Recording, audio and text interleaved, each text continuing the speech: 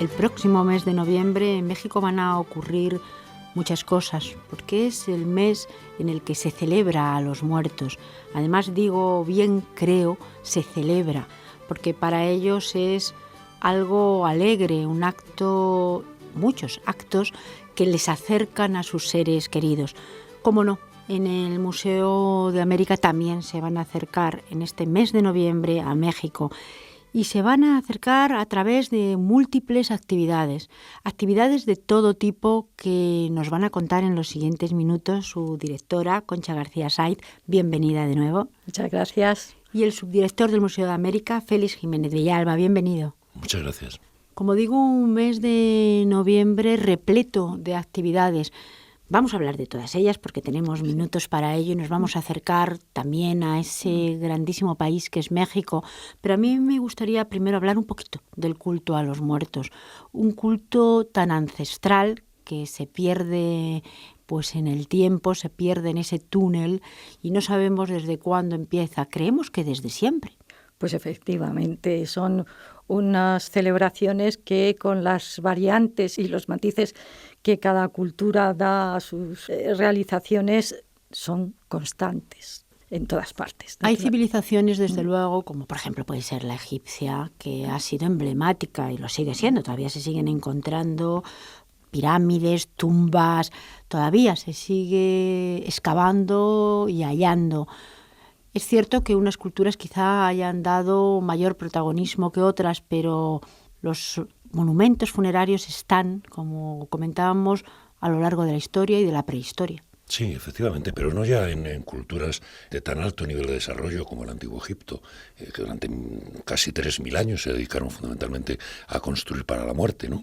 Decía, no recuerdo qué sociólogo francés, que el hombre ha construido mucho más para los muertos que para los vivos, al menos en estas culturas de la antigüedad, por los vestigios que nos han quedado, y además en los museos como el nuestro, en los museos que tienen colecciones históricas, pues un porcentaje elevadísimo, yo diría que casi un 90% de los objetos más destacados que tenemos proceden de contextos funerarios. Los primeros vestigios que tenemos ahora se está dilucidando en Atapuerca, estamos hablando de 1 millón de años, prácticamente, si hay algunos objetos ritualizados junto con los huesos de los hombres que fueron enterrados allí, pero desde luego a partir del Paleolítico superior y desde luego del Neolítico, estamos hablando de 10-15.000 años, tenemos constancia de que siempre existió ese culto. Existió ese culto y además en todos los países, en todas las civilizaciones. Entonces, si nos detenemos un momento en nuestro país y a través del tiempo también el culto a los muertos está presente. Estamos a día 26 de octubre, dentro de nada será primero el Día de Todos los Santos, que ahora nos explicará la directora del Museo de América exactamente lo que es, y luego el día 2 de noviembre, que es el Día de los Difuntos. Claro, así es.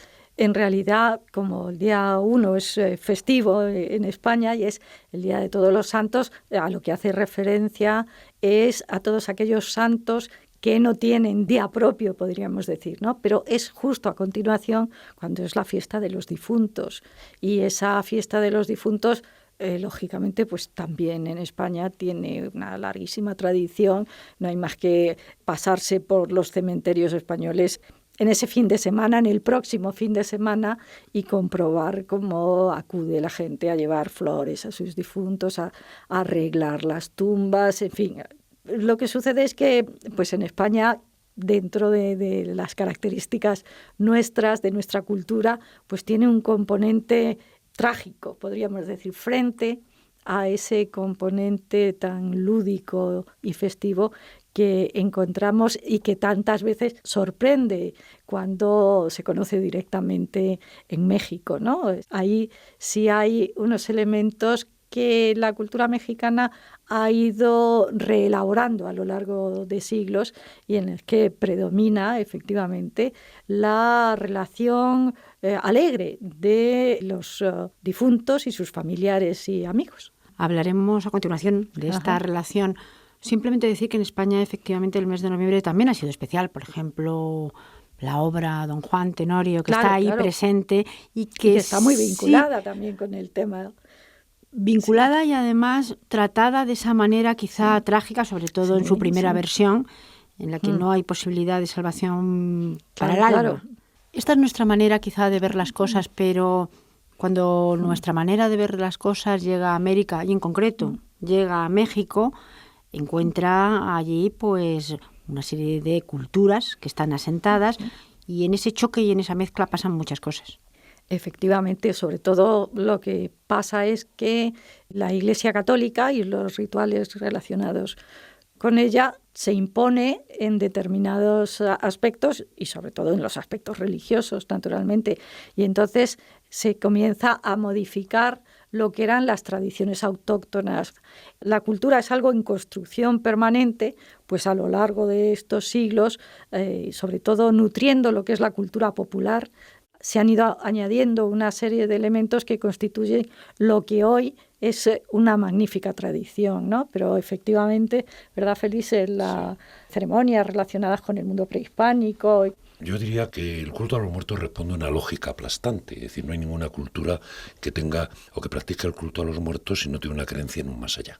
Eso es obvio, ocurre con la civilización romana, por ejemplo, no hay nada más aburrido en ese sentido que un cementerio de época romana, pues porque ellos no hacían ofrendas, apenas hacían a los dioses familiares, pero no directamente a los antepasados. Es lógico pensar que cualquier sociedad a lo largo de la historia asociaba la persona muerta con que se convertía automáticamente en un interlocutor con el mundo sobrenatural. Los vivos lo tienen difícil. Tienen maneras, a través de especialistas religiosos, a través de la oración, etcétera, a través de las ofrendas, de los rituales que hacen solos o en conjunto, ponerse en relación con el mundo sobrenatural. Pero si hay alguien que pasa a formar parte de ese mundo sobrenatural, son los antepasados. Yo creo que esa es la lógica aplastante que subyace siempre detrás de este tipo de manifestaciones.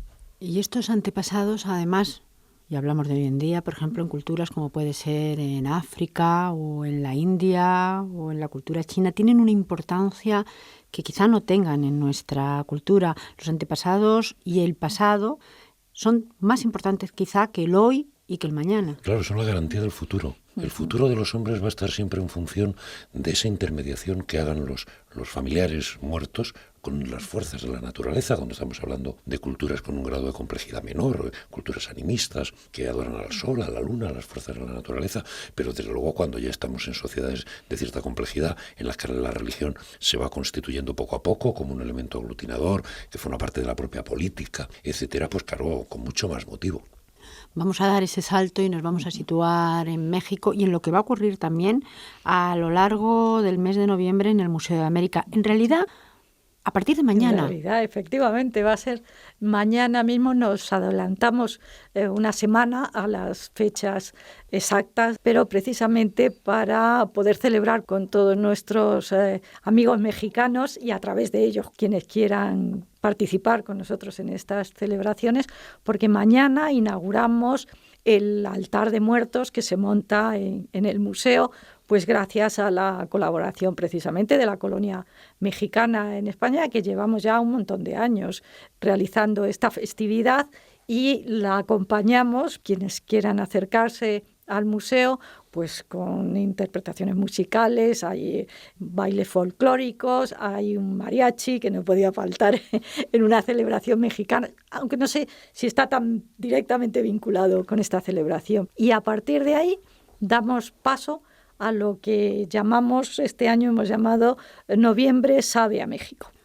Vamos a hablar de estas actividades, sí, decir que este altar de los muertos, tenemos que explicar también lo que es, sí, pero lo primero, decir que el Museo de América se encuentra en Madrid y para todos aquellos que pasen por la ciudad, porque pasen por la capital, sean madrileños, sean de cualquier parte del mundo, está la invitación durante todo este mes y a partir de mañana, 27 de octubre, a que visiten la exposición, las actividades, que lo visiten todo. Naturalmente. Estamos como museo al comienzo de la ciudad universitaria, de la Complutense, al pie del Faro de la Moncloa, para que la gente nos ubique bien. Y así como mañana, naturalmente, está esta inauguración, a lo largo de todo el mes tenemos una serie de actividades vinculadas con el propio altar, que abarcan desde esas representaciones teatrales, musicales, talleres incluso para la elaboración de algunos de los elementos básicos y fundamentales del propio altar, como son las figuras, las catrinas, las calaveras,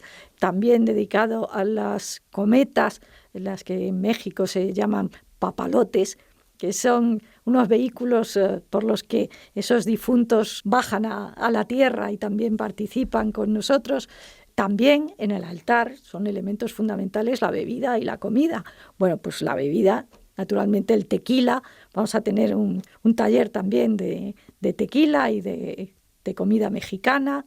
Vamos a situarnos en esos altares. ¿Dónde se ponen esos altares? Vamos a situarnos en un cementerio cualquiera a lo largo y a lo ancho de México.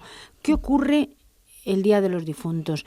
¿Cuál es ese trato personal que tienen entre los vivos y los muertos? ¿Por qué ese altar en el que hay desde una cometa que parece que se eleva para tener esa comunicación directa a estas calaveras, a la comida, a las charlas? Porque en realidad lo que hacen es hablar y ponerse al día. En realidad, la República de México es grande físicamente hablando, pero también grande y diversa culturalmente hablando. Y eso significa que hay una gran variedad de formas de expresar este tema. Los altares en realidad son ofrendas y según las regiones los altares son de una manera u otra y se incluyen unos productos u otros naturalmente relacionados con su entorno, ¿no? Todo el mundo conoce la fama extraordinaria de las celebraciones de esa noche en el lago de Pátzcuaro, en el estado de Michoacán, donde en la noche las embarcaciones surcan el lago, la negrura de la noche, pero al mismo tiempo el brillo de la noche gracias a las velas, a las veladoras que lo iluminan todos. Podríamos recorrer, como digo, toda la República. ¿Dónde se instalan estos altares, estas ofrendas? Pues en todas partes, en casa, en el cementerio, en el restaurante, en el comercio, por todas partes los puedes encontrar. Están dedicados a alguien, a algún difunto, que puede ser un personaje ilustre, a un miembro de la familia, a un amigo, en fin. Es decir, que los altares tienen, podemos decir, por afinar, nombre y apellidos. Pues sí, podemos decir que tienen un protagonista o varios, y de hecho se pone la fotografía de estos personajes. ¿Y cómo se establece este diálogo en el que está presente todos esos elementos? ¿Por qué las calaveras? Porque la comida se supone que son las comidas predilectas, supongo, del difunto. Claro. Pero, ¿qué hay más allá? ¿Cómo trasciende este altar pues, en la propia cultura del mexicano? Como comentaba Concha antes, yo creo que es fruto de una mezcolanza de una serie de tradiciones prehispánicas. Hay que tener en cuenta que los mexicanos, como la mayor parte de los pueblos amerindios, no tenían una concepción del mundo ni siquiera remotamente parecida a la nuestra. Nosotros tenemos una formación aristotélica, para nosotros las cosas son una cosa u otra, estás arriba o abajo, conmigo contra mí, eres blanco o negro, masculino o femenino. Allí es todo lo contrario. Ellos son la cultura del y. Puede ser esto y aquello. Una cosa es buena porque a veces es mala, es masculina porque a veces es femenina. Y yo creo que en ese sentido se ajusta mucho más a la realidad que lo nuestro. Pero sobre todo eso lo que trae consigo es una concepción cíclica del devenir de la historia de todo. De ahí ese cierto conformismo que a veces uno puede ver en las comunidades indígenas, que parece que están como desalentados. No. Es que ellos piensan que todo llegará, que volverán, que todo es cíclico, todo volverá. Y sobre todo para ellos, ya desde época prehispánica, la muerte no es más que una etapa más de la vida. ¿Y no hay esa frontera entre los vivos y los muertos? No. Simbólicamente, ¿qué es de lo que estamos hablando? Luego, lógicamente, todo el mundo sabe que un muerto no vuelve y que el muerto está enterrado, aunque luego haya, pues lógicamente, todas las mitologías de los espíritus, de los que resucitan y andan por los caminos molestando a la gente, pero desde el punto de vista simbólico, que es lo que subyace a todo este tipo de comportamientos religiosos, sí existe esa unión. Es decir, precisamente esta fiesta lo que trata es de reactualizar la vida de todas aquellas personas que nos acompañaron, que ya no están, pero que siguen ahí. De hecho, cuanto más importantes son los difuntos de una familia, más importante es la familia, porque son valedores, lo que hablábamos antes. Son los que van a ocuparse de defender los intereses de los que estamos vivos. Vamos a seguir hablando de actividades en los últimos minutos.